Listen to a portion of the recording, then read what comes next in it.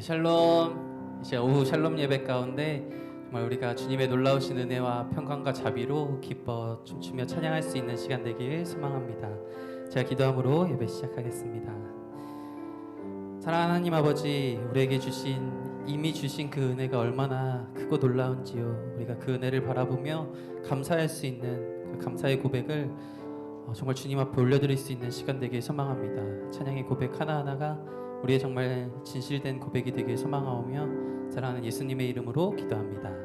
아멘. 우리 함께 춤추는 세대 저번주에 했던 찬양인데 다 같이 다시 한 번 더 고백하겠습니다.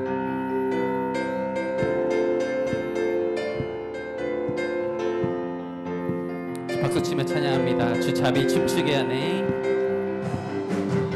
주잡이 춤추게 하네. 모든 것 다해 찬양해. 춤을 추며 자비 감사해. 주 영광 외치게 하네. 온 땅에서 주 높이며 주의 영광 소리쳐 찬양해. 넘쳐 흐르는 용서받은 영혼 이제 주를 보내. 우린 멈출 수 없어. 우리는 춤추는 세대들이 주 크신 자비로 춤추리라. 주의 자비로 주 영광 외치는 세대들이 놀라운 주 영광 외치리라. 주의 영광을 처음부터 한 번 더 고백합니다. 주잡이 춤추게 하네. 모든 것 다해 찬양해. 춤을 추며 자비 감사해. 주 영광 외치게 하네. 주 영광 외치게 하네. 온 땅에서 주 높이며 주의 영광 소리쳐 찬양해. 넘쳐 흐르는 용서받은 영혼 이제 주를 보내. 우린 멈출 수 없어. 우리는 춤추는 세대들이 주 크신 자비로 춤추리라. 주의 자비로 주 영광 외치는 세대들이 놀라운 주 영광 외치리라. 주의 영 우리는 춤추는 세대들이 춤추는 세대들이 주 크신 자비로 춤추리라. 주의 자비로 주 영광 외치는 세대들이 놀라운 주 영광 외치리라. 주의 영광을 듣는 사람마다 복음 전하며 듣는 사람마다 복음 전하여 복스러운 소식 두루 전하세. 모든 사람에게 전할 소식은 어느 누구나 오라. 어느 누구나 주께 나오라. 어서 와서 주의 말씀 들으라. 하늘 아버지가 오라 하시니 어느 누구나 오라. 오는 사람들은 지체 말고서 문 열었을 때에 들어오시오. 생명길은 오직 구주 예수님. 어느 누구나 오라. 어느 누구나 주께 나오라. 어서 와서 주의 말씀 들으라. 하늘 아버지가 오라 하시니 어느 누구나 오라. 언약하신 대로 이룰 것이니 누구든지 언약 받을 수 있네. 받은 사람에게 생명이로다. 어느 누구나 오라. 어느 누구나 주께 나오라. 와서 주의 말씀 들으라. 하늘아버지가 오라 하시니 어느 누구나 주께 나오라. 어느 누구나 주께 나오라. 어서 와서 주의 말씀 들으라. 하늘아버지가 오라 하시니 어느 한 번 더 고백합니다. 어느 누구나 주께 나오라. 어느 누구나 주께 나오라. 어서 와서 주의 말씀 들으라. 하늘아버지가 오라 하시니 어느 누구나 오라. 아멘. 찬양의 고백처럼 주님께서 우리를 불러주셨고 우리가 이 자리에 있는 것이 우리가 누려왔던 그 모든 것들이 주님의 은혜임을 고백하며 나아갑니다. 같이 은혜 찬양하겠습니다.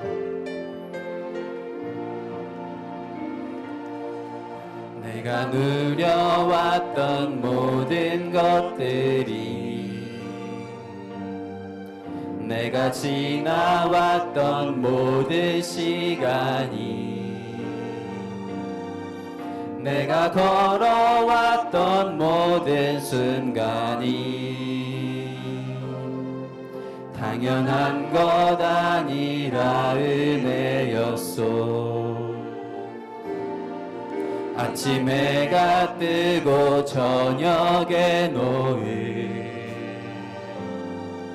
봄의 꽃향기와 가을의 열매 변하는 계절의 모든 순간이 당연한 것 아니라 은혜였소. 모든 것이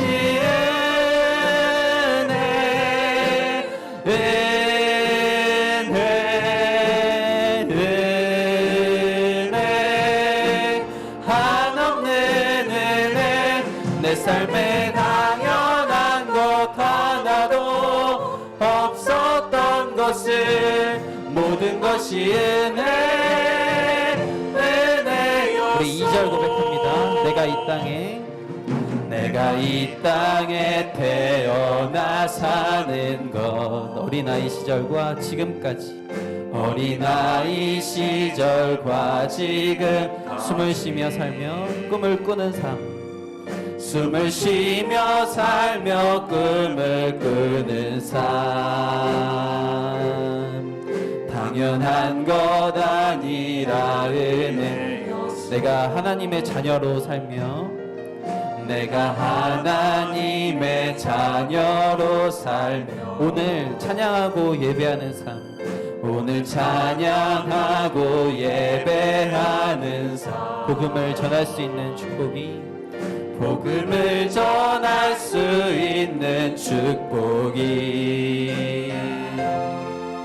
당연한 것 아니라 은혜였소. 모든 것이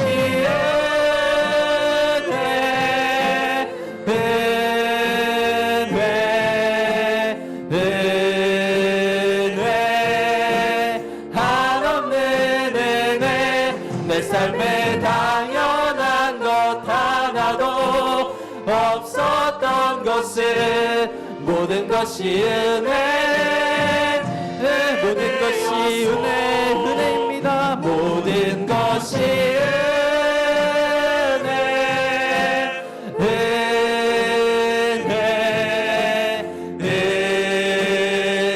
은혜 한없는 은혜. 내 삶에 당연한 것 하나도 없었던 것을 모든 것이 은혜. 한 번 더 고백하길 원합니다. 모든 것이 은혜입니다. 모든 것이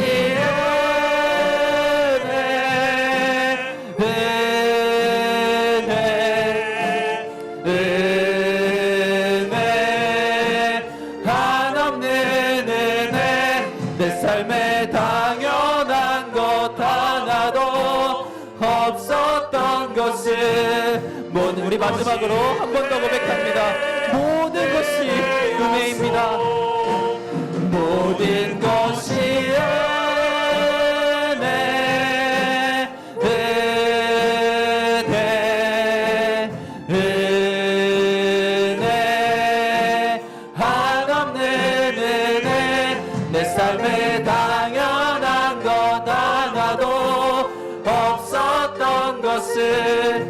모든 것이 은혜였소. 같이 기도하며 나아가기 소망합니다. 찬양의 고백처럼 내가 누려왔던 정말 그 모든 것들이 우리가 이 순간 하나님을 예배할 수 있는 것, 하나님의 자녀로 살아가는 것 자체가 얼마나 큰 은혜인지 우리가 기억하며 나아갑니다. 아버지, 이 시간 그 은혜를 기억하며 주님께 감사 고백 올려드리며 이 시간 오직 진정으로 아버지 앞에 예배드릴 수 있는 우리가 되게 하여 주시옵소서. 주의 말씀을 들으며 또한 그것을 은혜로 감사로 여기며 주님 앞에 나아갈 수 있는 우리가 되게 하여 주시옵소서. 같이 주여 한번 부르짖고 기도하며 나아갑니다. 주여! 아버지 주님, 내가 누려왔던 그 모든 것들이, 내가 지나왔던 그 모든 시간이, 아버지 내가 걸어왔던 모든 순간이 당연한 것이 단 하나도 없으며 주님께서 함께 하신 순간이었으며 아버지 주님, 그것이 은혜였음을 고백하며 나아갑니다. 하나님의 자녀로 살아가는 것, 아버지 주님, 오늘 이 시간 찬양하고 예배하는 것, 아버지 주님, 우리가 이 시간 주님을 아버지라 부를 수 있는 것, 그것이 얼마나 큰 은혜입니까? 아버지, 우리가 주어진 은혜에 감사하며 살아갈 수 있는, 또한 감격하며 주님을 예배하며 주님을 경외하는 우리 이 시간 되길 간절히 소망하나오니 주님 홀로 영광 받아주시옵소서. 주여.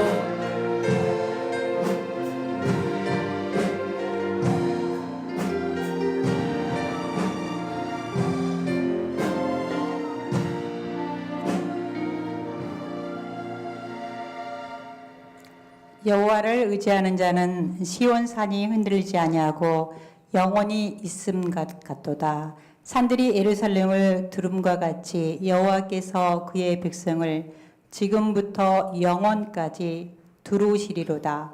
시편 125편 1절에서 2절 말씀. 하나님 아버지, 아침부터 지금 이 시간까지 마음과 뜻과 정성을 다하여 준비된 마음으로 주님을 찬양하며 예배드리는 모든 예비자들에게 은혜를 풍성하게 내려주시고, 이 자리에 참여하고 싶지만 원치 않는 질병으로 인하여 나오지 못한 사랑하는 모든 성도들에게 동일한 은혜를 부어주셔서 그들이 위로받고 힘을 얻고 빨리 회복되어서 함께 예배드리는 날이 속히 오기를 간절히 기도드립니다. 한 해 동안 저희를 인도하여 주시고 풍성한 사랑으로 채워주신 것을 감사드립니다. 하지만 저희는 늘 부족하여 넘어지고 하나님의 뜻대로 살고자 결심만 하고 행동으로 옮기지 못한 죄를 용서하여 주옵소서. 한 해 시작한 지가 엊그제 같은데 벌써 한 해를 마무리하는 시간이 되었습니다.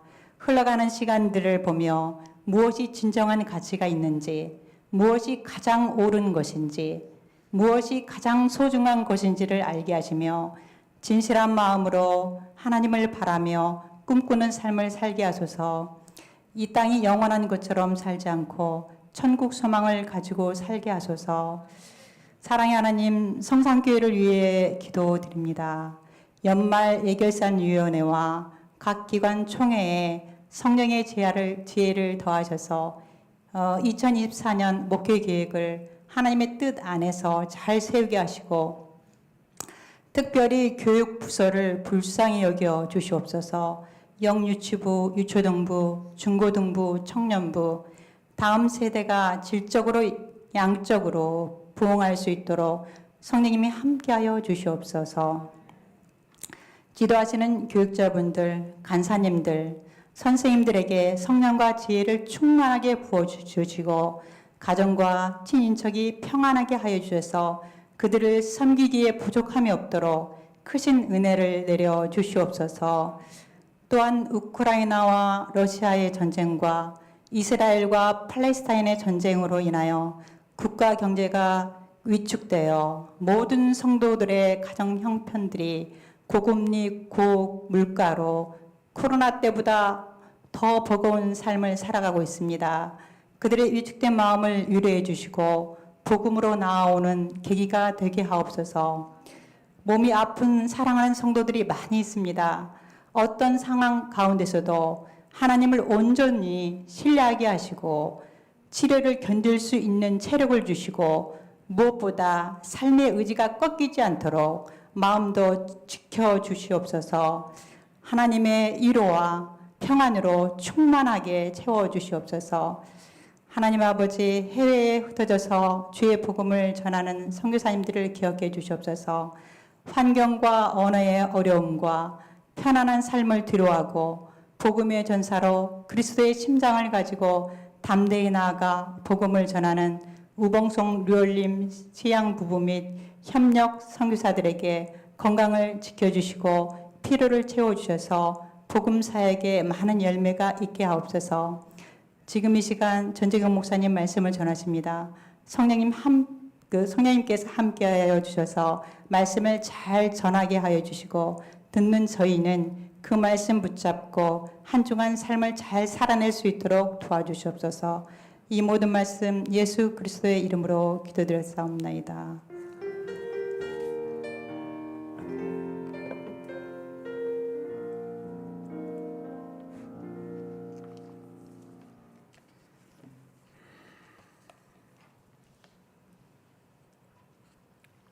하나님 말씀은 창세기 32장 21절부터 32절까지 보시겠습니다.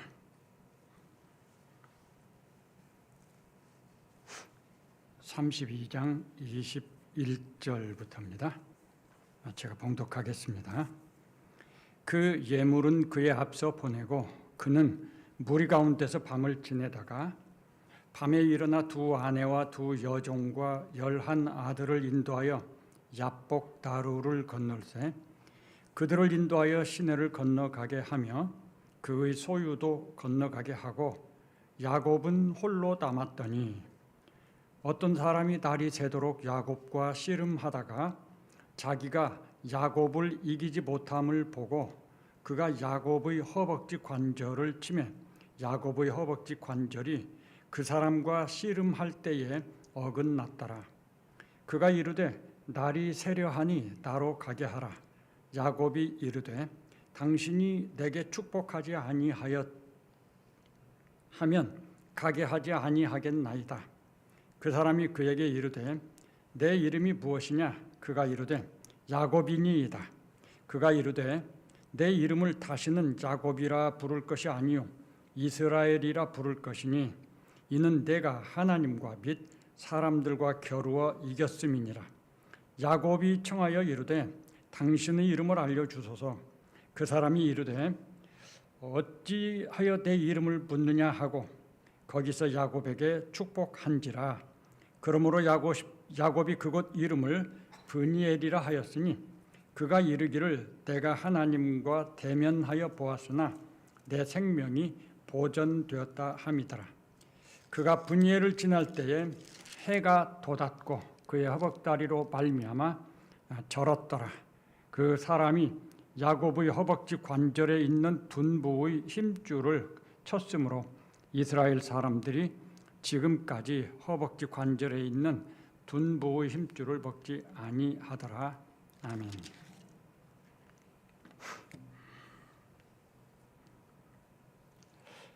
창세기 32장은 야곱에게 있어서는 하나의 분기점이라고 하겠습니다. 그러니까 32장 이전과 32장 이후는 완전히 다른 모습이다라는 거죠. 지금까지는 야곱이었습니다. 앞으로는 이스라엘이 되는 것입니다. 우리가 이 말씀 너무 잘 알아요. 일반적으로 이 말씀을 가지고 야곱이 참 기도의 사람이었다라고 이렇게 설명을 많이 합니다. 그런 설명은 나름대로 여러 가지 유익이 있고 은혜가 있다고 생각합니다. 그러나 저는 그렇게 보고 있지 않습니다. 우리가 이 본문을 볼 때 앞뒤의 문맥과 또 이 여기에서 나타나지고 있는 일들의 배경 상황들에 대해서 조금 관심을 가지고 살펴보게 되면은 이것이 야곱의 참 씨름하는 그런 기도다라고 말하기에는 좀 어색한 부분이 있다는 것을 알 수가 있게 됩니다. 오늘 그런 부분에 대해서 좀 더 구체적으로 이 말씀을 보면서 과연 지금 저는 이 야곱의 이야기를 가지고 초점을 어디에 맞추고 있죠? 하나님께 맞춰 보는 거죠. 야곱은 본래 믿음이 없는 사람이었습니다.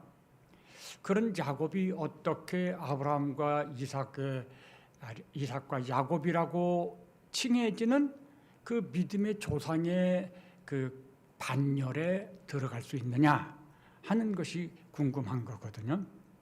그 점에서 야곱이 사람이 뭔가 노력하고 어떻게 해서 그런 믿음을 가졌다 이렇게 말하기는 어렵고, 그 부분에서 하나님께서 전적으로 야곱을 책임지시고 인도하신 결과로서 야곱이 믿음의 사람이 되었다라고 말씀을 드렸고, 또 그 관점에서 야곱의 인생을 인도하시는 하나님을 지금 보고 있는 것이죠.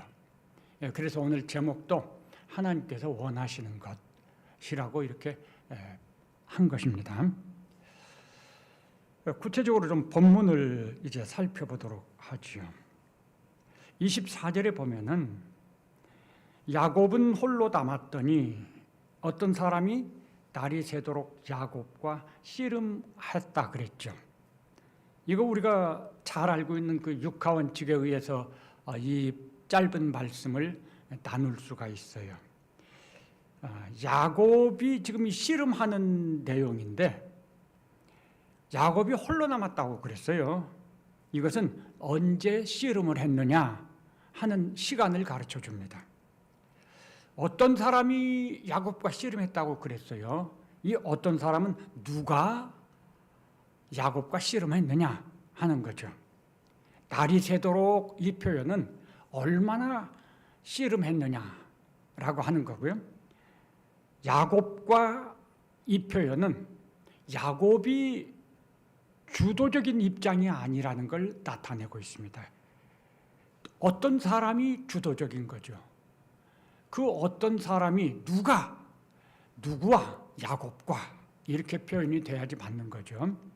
그리고 씨름하다가 이 표현은 무엇을 왜 이것과 연결이 됩니다. 생각해 보면요. 어떤 사람이 나타나서 지금 씨름을 합니다. 씨름이 시작되는 거죠. 이 부분에서 우리가 생각해야 될 게 있어요. 분명히 우리가 읽은 성경은 야곱이 종들을 보내고 가족들을 보내고 마지막에 자기가 건너가야 되는데, 그런데 자기는 건너가지 못하고 있죠. 그저 야복나루 앞에 그냥 그대로 주저앉아 있는 거죠. 그래서 성경은 그것을 홀로 남았더니라고 말을 합니다. 여기에 누구 다른 사람이 있는 게 아니었습니다. 그 밤에 분명히 야곱은 홀로 있었습니다. 그런데 갑자기 어떤 사람이 나타났어요. 이 사람이 어떤 사람인지 몰라요. 언제 어떻게 나타났는지 몰라요. 뿅 하고 나타난 거죠. 그런데 그러면 야곱이 그 갑자기 나타난 그 사람을 무작정 붙잡고 야곱이 막 씨름을 시작했다고 생각해야지 되나요? 그렇게 생각하는 건 상당히 어색한 거죠. 그 갑자기 나타난 사람이 야곱을 붙잡고 씨름을 하는 거예요. 그래서 어떤 사람이 야곱과 씨름하더니 표현이 그렇게 된 겁니다. 그 사람이 야곱을 붙잡고 막 씨름을 했어요. 야곱은 원치 않았을 수 있지만, 근데 그 사람이 붙잡고 안 놔주고 막 씨름을 하니까 야곱도 그 씨름에 끌려 들어가는 거죠. 얼마나 씨름을 했죠? 긴 시간, 날이 셀 때까지 씨름을 하게 됩니다. 야곱은 이 씨름에서 수동적이었습니다. 갑자기 나타난 그 어떤 사람이 야곱을 붙잡고 씨름을 시작한 것입니다. 즉, 야곱을 씨름회로 이끌어 들였습니다. 왜 그 사람이 야곱을 붙잡고 씨름을 했을까요? 목적이 있었겠죠. 그 씨름의 의미가 뭔가를 우리는 생각해 봐야 되겠어요. 긴 시간 동안 적어도 뭐 서너 시간은 이 씨름을 했을 거라고 생각이 들어요. 우리가 운동을 해도요, 좀 야곱이 이때 나이가 90세쯤 될 때거든요. 그러니까 아주 젊은 나이가 아니에요. 이때라고 해서. 지금 이 시대로 말하면 아마 한 6, 70 정도라고 생각을 해볼 수 있겠습니다. 이 정도의 나이를 가진 분이 운동을 쉬지 않고 서너 시간을 했다. 그러면 어떤 상황이 오겠습니까? 기진맥진하겠죠. 탈진하게 될 것입니다. 너무 무리하게 운동을 하는 것이죠. 그것도 씨름이니까요. 그냥 어설프게 형식적으로 하는 게 아닙니다. 날이 새도록 씨름을 했어요. 그 결과는 뭘까요? 아마도 야곱의 육체적인 힘은 하나도 남아있지 않을 만큼 다 소진되었을 것입니다. 왜 그랬을까? 정말 궁금해요. 무엇을 원해서 야곱을 그렇게 씨름하게 만들었을까? 그 어떤 사람이 야곱에게 이제 이렇게 말을 하죠. 자기가 야곱을 이기지 못함을 보고, 상당히 이게 의미심장한 말인 거예요. 그 이기지 못함을 보고 어떤 행동을 하죠? 어떤 행동을 합니까? 야곱의 허벅지 관절을 쳐서 그 뼈가 어긋나게 만들었습니다. 야곱을 이기지 못함을 보고라는 말과 그가 취한 그 행동은 연결된 일이에요. 뭔가 원인과 결과라고 할 수 있는 거예요. 이 사람이 지금 어떤 행동을 한 거죠? 야곱을 더 힘을 쓰지 못하도록 아주 막다른 그 상황으로 몰아넣은 거예요. 다시 말하면 자기가 야곱을 이기지 못함을 보고 그렇게 몇 시간 동안 야곱을 붙잡고 씨름해서 육신적인 힘을 다 소진시켰는데 또 불구하고 야곱이 아직도 버티고 있는 거예요. 아직도 씨름을 하는 거예요. 그게 자기가 이기지 못함을 보고라는 말의 의미라고 저는 생각을 해요. 그래서 어떻게 하죠? 그냥 야곱을 쳐서 뼈가 어긋나게 만들어가지고 그 고통이 얼마나 크겠습니까? 그래서 그 말은 다시 말하면 야곱으로 하여금 육체적인 힘은 전혀 쓸 수 없는 상태로 만들어버린 거예요. 이제 더 이상 야곱은 육체적으로 그를 붙잡고 씨름한다, 그건 상상할 수가 없다 그 말이죠.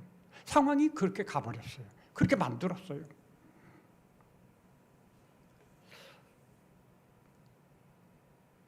분명히 우리는 질문이 생길 거예요. 왜 그 사람이 갑자기 나타나서 씨름을 했을까? 왜 야곱으로 씨름하게 만들었을까? 그 긴 시간을 그렇게 씨름한 다음에 야곱이 아직 좀 힘이 남아있는 것을 보고 그냥 관절을 어긋나게 만들 정도로 쳐서 고통을 주면서 왜 그렇게 만들었을까? 말씀드린 것처럼 야곱이 가진 육체적인 힘은 100% 다 소진시키게 만드는 거죠. 더 이상 힘을 쓸 수 없는 상태로 만드는 거죠. 그럼 무슨 목적이 있어서 그렇게 만드는 건가? 그것 자체가 목적이라고 할 수 있을 것 같아요. 야곱이 자기의 육체적인 힘을 의지할 수 있는 어떤 상태 허락되지 않았다라고 말할 수 있을 것 같아요. 하나님께서 원하시는 것은 무엇일까? 여기서 우리가 이제 생각할 게 그런 거죠. 우선 그 문제를 생각하기 전에 이 어떤 사람이 도대체 그럼 누구냐 하는 걸 우리는 분명히 규명해야 되죠. 이 어떤 사람이 누굴까요? 야곱은 몰랐어요, 처음에는. 왜냐하면 갑자기 나타났거든요. 그 사람이 내가 누구다 말하지도 않았고요. 그런데 이 말씀 속에는 분명히 단서가 나타나 있습니다. 이 어떤 사람이 누구냐 하는 단서가 여기에 있어요. 첫 번째 단서는요, 그가 갑자기 나타났죠. 뿅 하고 나타났어요. 그리고 날이 새니까 나로 가게 하라라고 말을 하죠. 이 뿅 하고 나타나는 것과 날이 새니까 나로 가게 하라는 이 말은 이 존재가 육체적인 존재가 아니라고 하는 것을 우리한테 깨닫게 해줘요. 두 번째로 28절에 그 어떤 사람이 한 말이 있어요.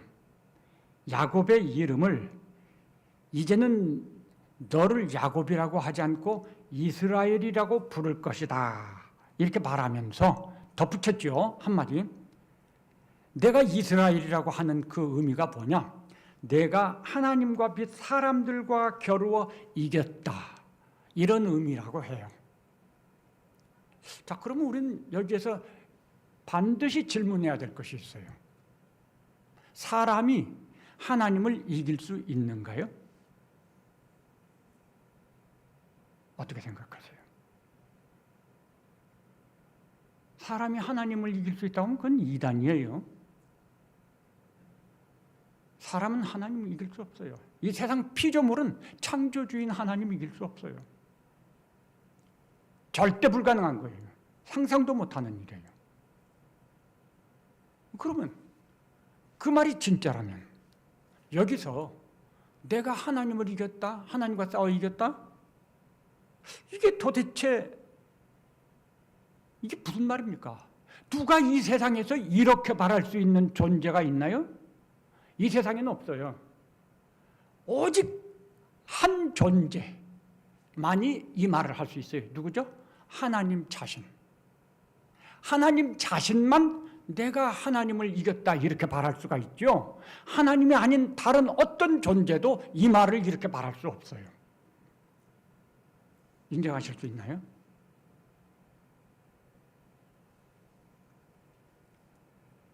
셋째 증거가 있어요. 29, 30절에 보면요. 야곱이 청하죠. 당신 이름을 알려주세요. 왜 내 이름을 묻냐?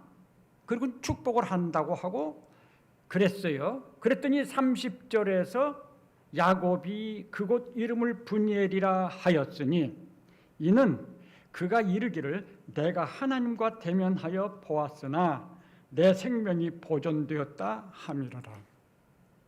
야곱이 여기서 밝혀줍니다. 존재가 누군지. 야곱이 처음엔 몰랐어요. 상상도 못했어요. 그런데 이 마지막 말에 와서는 야곱은 그가 어떤 존재인지를 분명히 알게 됐어요. 언제 어떻게 알았느냐 하는 건 사실 구체적이지 않지만 그러나 이 말은 분명히 야곱이 그가 누군가를 알았다는 거죠. 그래서 브니엘이라 내가 하나님을 대면하여 보았지만 죽지 않았다. 이 말만 가지고도 하나님을 이길 수 없다는 말이 입증이 되는 거예요. 죽는 거예요. 그래야지 받는 거예요. 그런데 죽지 않았다. 하나님을 이겼다는 말이 무엇일까요? 야곱이 하나님과 대면했는데 죽지 않은 것이 이긴 거라고 저는 생각을 해요. 죽지 않았으니까 이긴 거나 마찬가지죠. 야곱은 그 어떤 존재가 분명히 하나님이었다고 말을 합니다. 하나님께서는 성경에 보면 우리 인간 세상에 당신을 나타내 보이실 때 여러 가지 모습으로 이렇게 나타내 보여주시거든요. 그 어떤 사람은 하나님이 자기를 그렇게 나타내 보여주신 것이고 시간이 가면서 야곱에게 분명히 하나님을 깨닫도록 해주셨다고 저는 생각을 합니다. 자, 그러면 이 하나님이라고 야곱이 고백한 이 어떤 사람이 야곱을 붙잡고 씨름을 한, 그래서 야곱의 육체적인 그 힘을 다 소진시키게 만든 그 목적. 우리는 이게 야곱이 이렇게 씨름한 것이 야곱이 기도했다라고 생각들, 설명들을 하지만 제가 볼 땐 이 씨름이 기도를 의미하는 것 같지 않아요. 이 씨름은 야곱이 뭔가 한 것이 아니라 야곱이 수동적으로 씨름을 하도록 끌려 들어간 거거든요. 그 어떤 사람이 그렇게 만든 거거든요. 그러니까 기도라고 하기보다는 야곱의 힘이 완전히 소진되도록 만들었다는 거죠. 왜 그랬느냐? 그게 바로 하나님께서 원하시는 거였어요. 뭘까요? 육체적인 힘을 가지고 가지고 있다는 건 내가 나를 의지하는 힘이 아직도 있다는 뜻이겠죠. 내가 손에 들고 있는 것이 아직 가지고 있는 게 있으면요, 하나님을 100% 의지하는 것에서 그만큼은 빠질 수밖에 없어요. 우리는 그런 존재예요. 나를 의지하는 것이 너무 쉬워요. 내가 주장하는 것, 이게 우리 육체적인 그런 육신을 가진 존재들이 욕구인 거예요. 내가 주인이 되는 게. 그런데 자기를 의지할 수 있는 것 하나도 없게 만들었다는 거죠. 기왕에도 그런 상황이 되어 있었어요. 홀로 남았으니까. 그런데 이제 거기에서 더 깊이 들어가서 완전히 그런 힘을 소진시켜버린 거죠. 야곱이 비워서 그러시겠습니까? 아니죠. 야곱을 위해서죠. 절대적으로 하나님은 야곱을 위해서 이 시간에 나타나셔서 야곱과 씨름을 하신 것이죠. 하나님이 원하시는 그 어떤 목적, 이유 때문에 그런 것이죠. 이제 우리가 두 번째로 볼 것은 야곱의 기도입니다. 이제 비로소 야곱이 기도를 하게 되죠. 26절, 27절에 보면요. 그가 이르되 날이 새려하니 나로 가게 하라. 야곱이 이르되 당신이 내게 축복하지 아니하면 가게 하지 아니하겠나이다. 야곱이 기도라고 할 수 있는 말을 한 것이 이거예요. 당신이 내게 축복하지 아니하면 내가 가게 하지 아니하겠나이다. 물론 육체적인 힘으로는 그렇게 못해요. 야곱의 마음은 그렇다는 거죠. 긴 시간 씨름을 했습니다. 그런데 그 어떤 사람이 말을 했어요. 날이 새려하니 나로 가게 하라. 이 말을 통해서 우리가 하나 발견할 수 있는 게 뭐냐면요, 그렇게 야곱이 완전히 육체적인 힘을 다 소진했음에도 불구하고 여전히 붙잡고 있는 것 놓지 않았다는 거예요. 그러니까 이렇게 말을 하는 거죠. 놓아버렸으면 이렇게 말할 필요 없는 거잖아요. 근데 야곱이 그런 상태에서도 놓지 않고 있었다.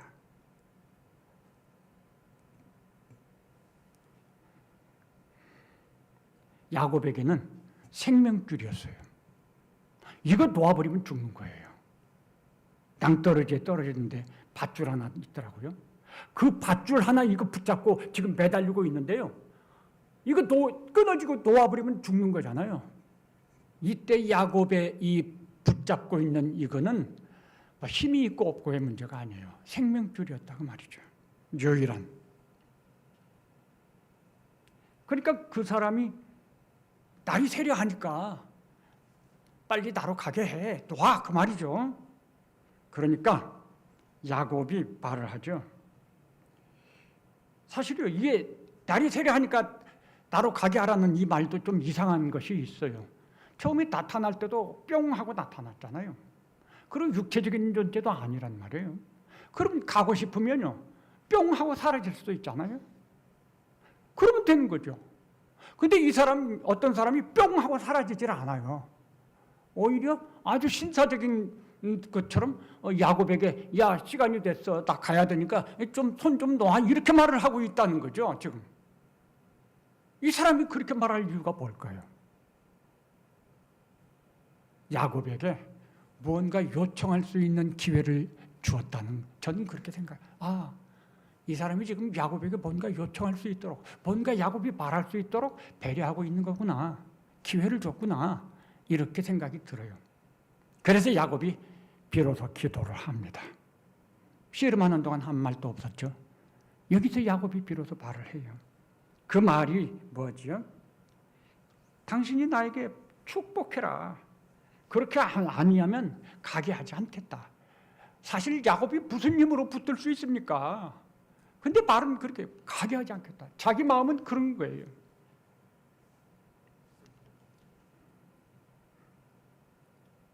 씨름을 한 이유가 여기에서 나타나는 거죠. 야곱의 모든 힘을 다 소진시키게 하는 거죠. 그리고 그런 상황에서 야곱에게 뭔가 요청할 수 있는 기회를 제공하는 거죠. 이것이 깨닫게 하는 게 있어요.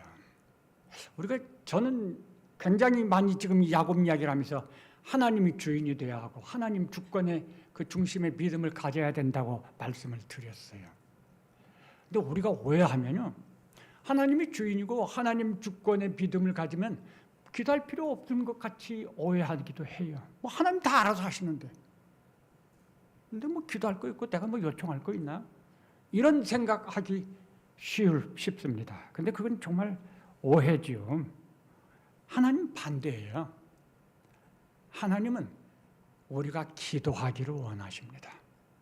그러니까 여기에서 이 어떤 사람이 그냥 뿅 하고 사라질 수 있는 것인데도 불구하고 그냥 야곱에게 말할 수 있는, 요청할 수 있는 기회를 주셨다는 게 그걸 깨닫게 하는 거죠. 하나님은 우리가 기도하는 거 원하세요.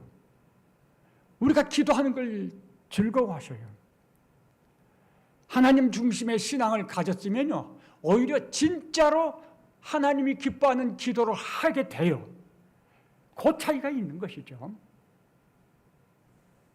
하나님은 기도를 원하십니다. 하나님은 그런 기도를 응답하고 싶어 하십니다. 왜 그럴까요? 그 기도가 우리의 기쁨을 충만하게 하기 때문에 그래요. 기도를 통해 했을 때 하나님께서 응답해 주시고 그 응답은 우리의 기쁨을 충만케 한다. 요한복음에 있는 말씀이에요. 아마 15장에 그 말씀이 있을 거예요. 너희가 내 안에 거하고 내 말이 너희 안에 거하면 무엇이든지 원하는 대로 구하라. 그 15장이 아닌데요. 14장 26절인가 아마 그럴 것 같아요. 죄송합니다. 헷갈려서.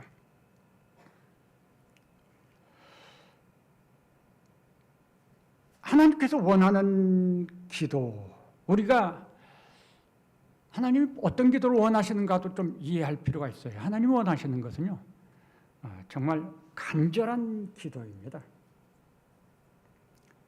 간절한 기도가 뭘까? 어떻게 하는 것이 간절한 기도일까? 두 번째로 온전히 맡기기를 원하시는 겁니다. 하나님은 온전히 맡기기를 원하세요. 빌립보 4장 6, 7절에 너희 염려가 있으면 염려하지 말고 기도로 맡겨라 그랬죠. 그러면 너희 마음에 평안을 주신다. 근데 우리가 기도 많이 하는데 평안이 없는 이유가, 평안이 없을 때가 있죠. 왜 평안이 없는가? 기도는 맡기는 것인데, 기도 많이 했는데, 그러니까 다 맡겼어야 되는데 평안이 없다는 건 맡기지 않았다는 뜻입니다. 기도하는 시간 맡겼다가 문 열고 나가는 순간 다시 집어들고 나온 거예요. 여전히 내가 이 문제 내가 책임지고 있다, 그런 뜻입니다. 기도는 뭐냐? 하나님께 온전히 맡기는 게 기도예요. 그런데 온전히 맡긴다는 게 이게 도대체 어떻게 하는 것이냐? 우리는 모든 어떤 계획을 구체적으로 내가 세우고 막 다 노력을 하고 그 다음에 가서 하나님 도와주세요, 이렇게 기도를 하죠. 이건 그동안에 이렇게 말씀했죠. 내가 주인으로서 하는 기도다. 여기 야곱이 32장 1절부터 기도한 내용은 그런 기도였어요. 그 앞에서도 기도했죠. 야곱이 그런 식으로 기도하는 거죠. 즉 자기가 주인이었다는 거예요. 그런데 야곱이 이제 씨름을 하고 홀로 남고 이 모든 과정 속에서 완전히 자기 자신의 모든 힘을 상실했어요. 이젠 그게 없어져 버렸어요. 그러니까 이젠 뭐 자기 힘으로 뭘 한다는 그런 생각은 꿈에도 할 수가 없어요. 말씀드린 것처럼 야곱은 이 생명줄 하나 붙잡고 있는 거예요. 자, 이 밧줄 하나 붙잡고 밑에 대롱대롱 매달려서 외치는 거죠. 당신이 내게 복을 주셔야만 내가 놓겠습니다. 이건 살려달라는 말이죠. 살려달라는 말이 뭡니까? 나는 내 힘으로는 할 수 없으니까 당신이 나를 구해주세요. 이 말이죠. 나 중심에서 하나님 중심으로 옮겨가는 기도.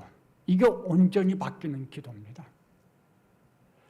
말씀드린 것처럼 우리가 기도했는데 염려를 계속하는 것은 온전히 맡기지 못했다는 거죠. 즉 내가 주인으로서 기도하고 있다는 것입니다. 하나님이 주인이 되시고 그 주인이신 하나님께 맡겨야지 이게 온전히 맡기게 되는 거예요. 그런 기도를 하기 위해서 우리는 주인을 바꿔야 되는 것이 필요한 것입니다. 하나님이 원하시는 기도예요. 말씀드린 것처럼 이 앞에서 한 야곱의 기도는 자기가 주인인 그런 기도였어요.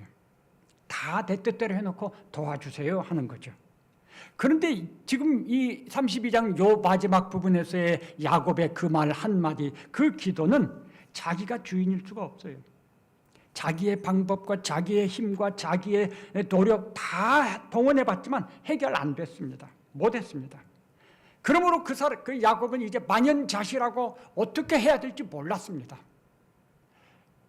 앞에서 했던 방식의 그 기도 효과 없었습니다. 절망한 야곱이죠. 이젠 정말 길이 없는 거예요. 그런데 그 어떤 사람이 나타나서 씨름을 하고 너 알아, 나 시간 됐으니 갈란다. 그러니까 야곱이 매달리는 거죠. 축복하지 않으면 내가 가게 하지 않겠습니다. 유일한 생명줄이라고 할 수 있는 거죠. 이 완전히 야곱이 자기 중심에서 이 어떤 사람 중심으로 지금 마음이 바꿔진 거예요. 온전히 바뀐다고 하는 이 기도가 뭔가? 바로 주인을 바꿨어요. 하나님이 나의 주인입니다. 이렇게 인정하는 기도입니다. 그러니까 하나님이 기도하기를 원하시는 거죠. 그 말은 우리가 기도한다는 것은 결국 하나님이 나의 주인입니다. 이렇게 말하는 것과 똑같아요. 그걸 인정하는 것이 기도하는 거예요. 기도 안 하는 것은 내가 주인인 거예요. 문제가 있어서 기도 안 해요. 이게 바뀌는 것 같은데 염려 계속해요. 내가 주인인 거예요. 하나님은 그거 원하지 않으세요. 우리가 온전히 맡기는 것, 기도하는 것, 그거 하나님 원하세요. 왜? 그것 자체가 하나님을 주인으로 인정하는 것이기 때문에 그렇습니다. 그리고 이제 간절한 기도가 어떤 거냐 하는 거죠. 야곱의 이 상황에서 야곱이 요청하는 그 기도는요, 이게 생명줄과 같은 거잖아요. 생명을 내놓고 의지하는 거예요, 지금 기도가. 하나님이 전부 도와주셔야만 하는 거였어요. 완전히 맡기죠, 하나님께. 내가 뭘 어떻게 할 그런 거 없어요, 여기는. 그저 다 맡기죠. 하나님 살려주세요. 고통이 뭐 엄청났지만 그 상황에서도 놓지 않고 있는 거 보세요. 놓으면 죽는 거잖아요. 야곱의 마음은 어땠을까요? 절실했겠죠. 간절한 기도라고 하는 것에는 우리가 간절히 기도합니다. 이렇게 표현해서 간절한 게 아니에요. 간절한 기도는 우리 마음의 절실함에서 나오는 거예요. 우리가 기도하는 그 문제에 대해서 우리 마음이 얼마나 절실한가. 그럼 우리의 기도가 간절해지는 거예요. 그 다음 간절한 기도에는요, 우리의 마음의 진실함이 거기에 포함되어 있어요. 하나님만이 나의 생명줄입니다. 아주 진실한 고백을 하는 거죠. 간절한 기도의 핵심은요, 하나님이 주인이 되시는 거예요. 하나님의 주권에 맡기는 것입니다. 다니엘의 세 친구가 말했죠. 그리 아니하실지라도 하나님께 온전히 주인이신 하나님께 맡길 때 우리의 기도는 제대로 간절한 기도가 돼요. 맡기지 않으면 내가 원하는 것을 거기에 끼워 넣게 돼 있어요. 간절한 기도. 우리의 상황이, 야곱의 상황은 절망이 빠졌죠. 정말 절실했어요. 그런 상황 속에서 야곱은 한마디밖에 할 수 없었어요. 정말 진실한 요청이죠. 맡김으로써 하나님을 주인으로 인정하고 이젠 자기는 주인의 자리에서 내려온 것입니다. 그렇게 변화가 됐어요. 이때가 정말 야곱의 인생의 분기점이었습니다. 온전히 맡기는 기도, 이거 하나님이 원하시는 것입니다. 그래서 이렇게 뒷부분에서 하나님께서 축복하시죠. 에서에 대해서는 한마디 말씀도 없습니다. 이런 것을 우리가 유의해야 해요. 다시 말하면 에서가 뭐 이렇게 저렇게 그런 거 없었다는 거죠. 한마디 말씀도 없었어요. 물론 하나님은 말씀하지 않고도 에서를 어떻게 하실 수는 있어요. 다만 야곱에 관해서만 말씀을 하시죠. 첫 번째로 이름을 바꾸어 주셨죠. 내 이름이 무엇이냐? 예, 야곱입니다. 그래? 그럼 이제부터는 야곱이라고 하지 말고 이스라엘이라고 하라. 이름을 바꿔 주시죠. 이름을 바꾸어 주신다는 건 뭐를 의미하죠? 야곱이 변했다는 것입니다. 이제 너는 변했어. 이 시간 이후로 너는 변한 사람이야. 이렇게 말씀해 주신 것이죠. 무엇이 변했죠? 야곱의 생활이 변했습니까? 야곱의 성품이 변했습니까? 무엇이 변했어요? 이름이 변했죠. 그 이름이 변했다는 게 뭘 의미하죠? 주인이 바뀐 거예요. 하나님이 주인이시. 야곱의 마음이 바뀌었다는 거거든요. 그런데 야곱의 마음의 주인이 자기였다가 이제는 하나님으로 바뀌었다. 그걸 의미하는 거죠. 이제부터는 이스라엘이라 하라. 재미있는 건요, 요 뒤에 계속해서 읽어보면 어떤 때는 야곱이라고 부르고 어떤 때는 이스라엘이라고 부르거든요. 이 호칭이 왔다 갔다 해요. 그 왜 호칭이 왔다 갔다 하는지 한번 이제 살펴보겠지만요, 한번 유심히 생각해 보세요. 그 재미가 있거든요. 이름을 바꿔주시는 건 누가 그렇게 하는 것입니까? 보통 우리 일상에서는 부모님이 우리가 스스로 이름을 바꾸는 것이죠. 그건 내가 나의 주인이라는 거예요.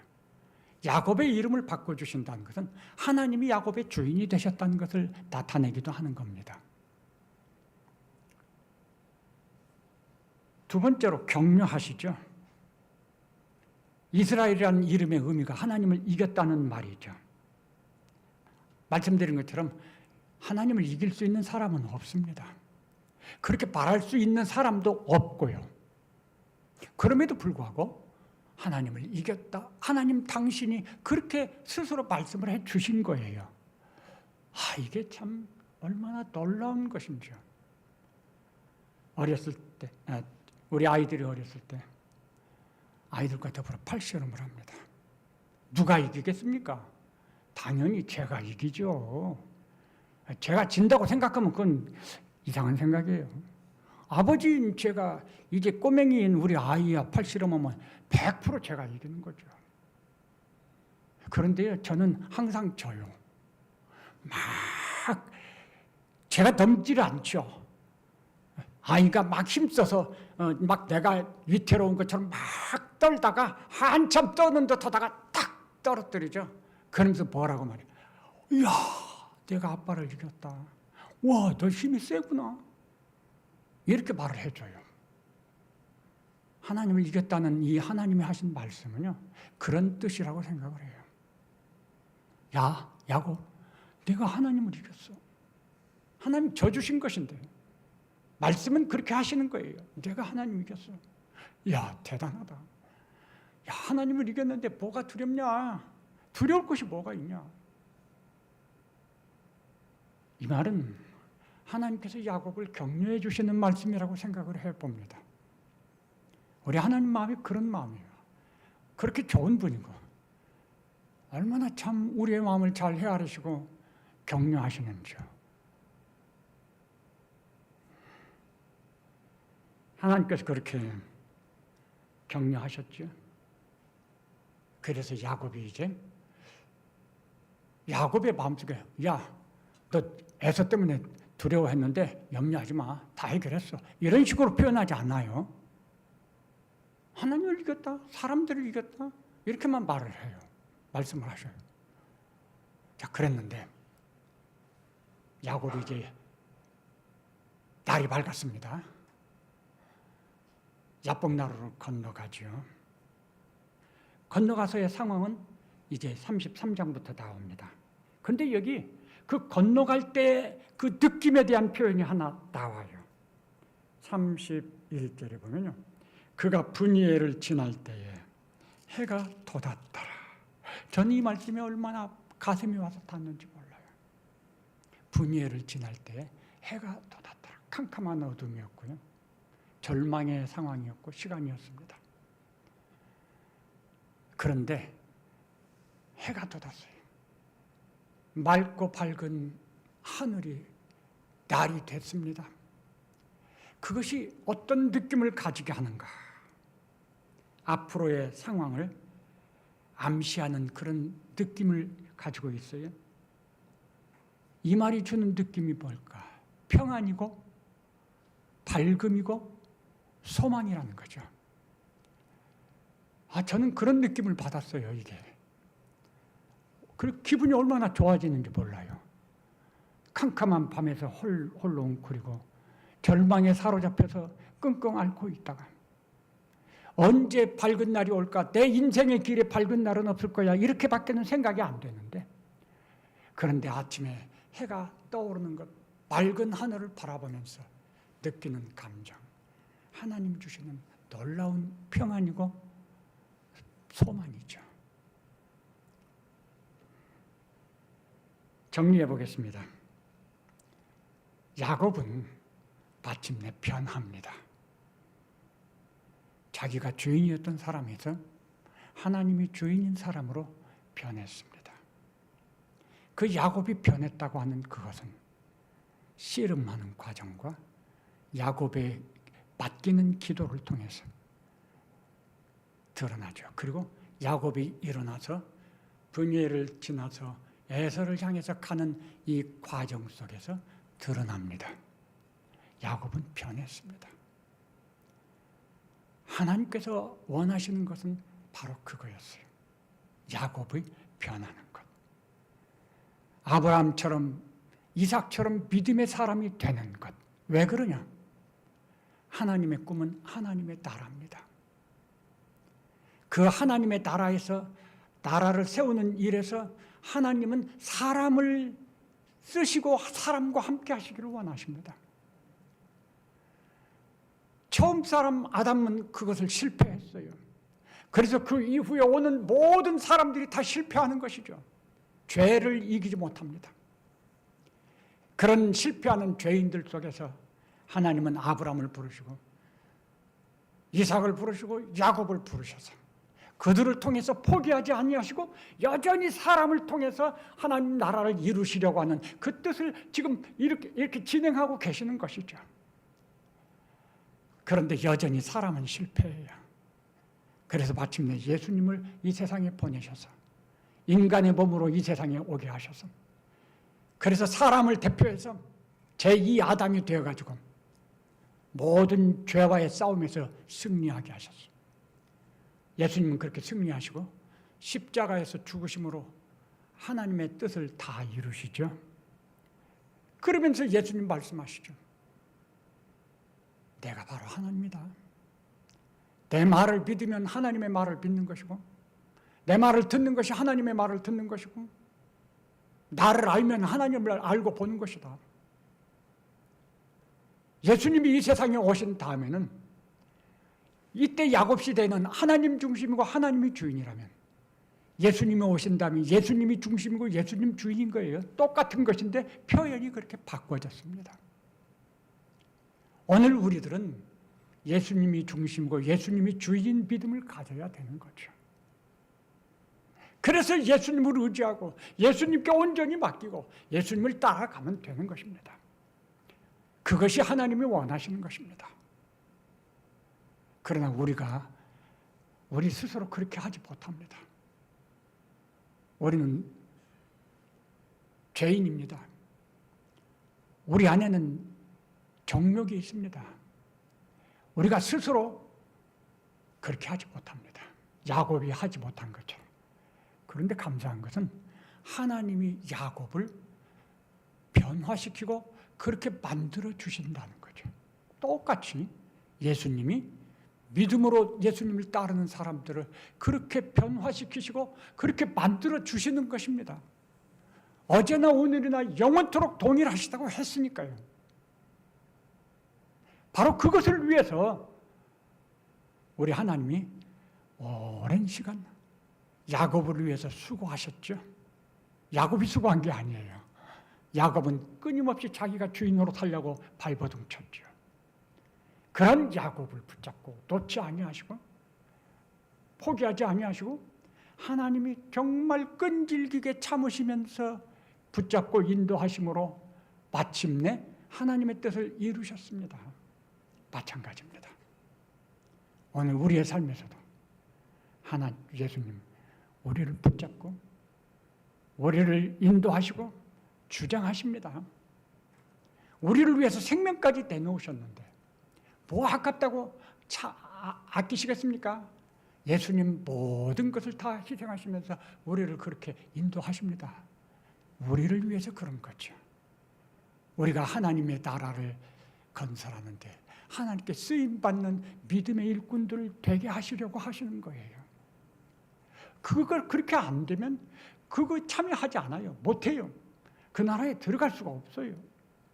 그래서 그렇게 하시는 거죠.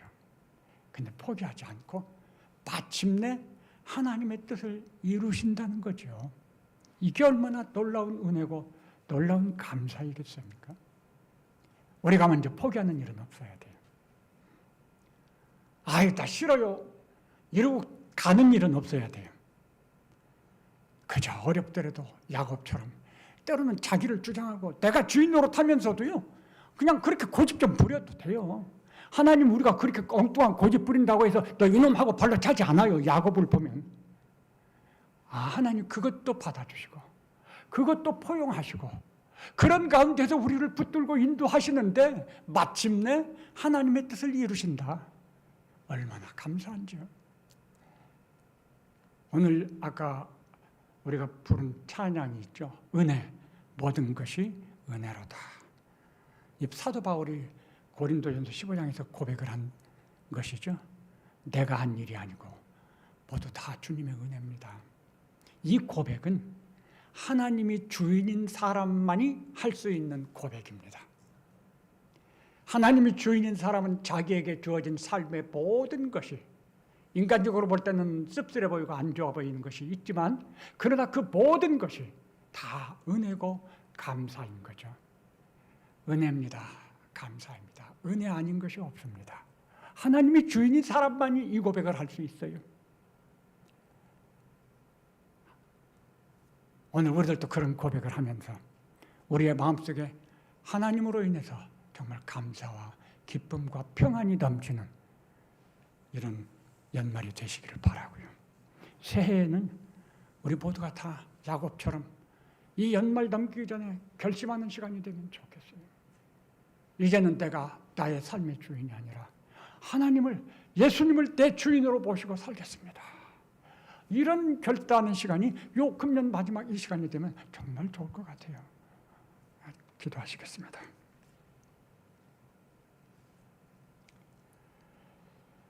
말씀을 통해서 깨닫는 것은 우리가 알고 생각하고 느끼는 것보다 하나님의 우리를 사랑하시는 그 사랑은 정말 깊고 높고 넓고 길다고 하는 것. 그저 그렇게밖에는 표현할 수가 없는 것 같습니다.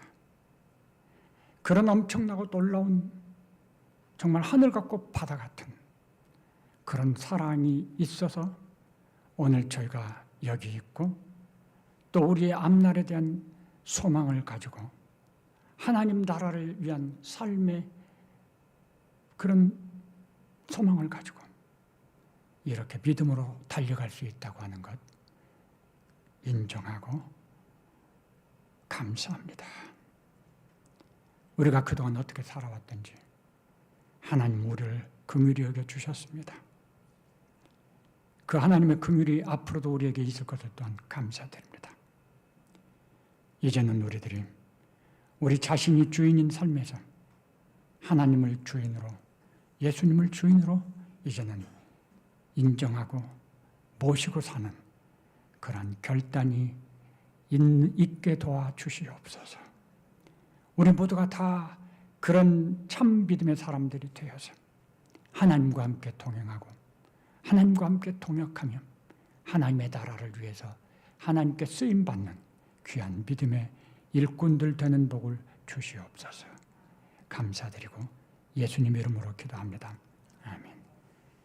지금은 우리 구주 예수 그리스도의 은혜와 하나님 아버지의 크신 사랑과 성령 하나님의 감화 감동 충만 교통하심이 하나님을 주인으로 모시기를 원하는 모든 성도들과 부족한 집안 그러나 하나님의 긍휼하심을 따라서 믿음으로 살려고 애쓰는 우리 모든 성도들과 그리고 그 가정과 또 범사 위에 우리 교회 후에 영원토록 함께 계실지어다. 아멘.